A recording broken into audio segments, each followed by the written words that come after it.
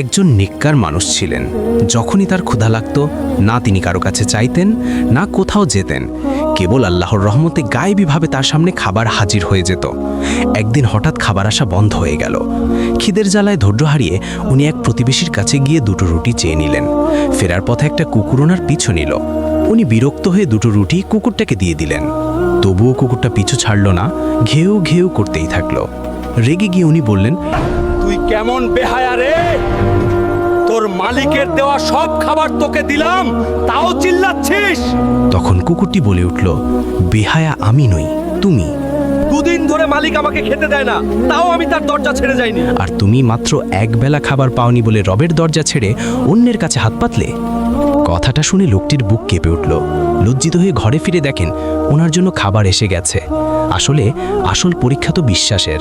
ধৈর্য ধরলে আল্লাহ কখনো খালি হাতে ফেরান না।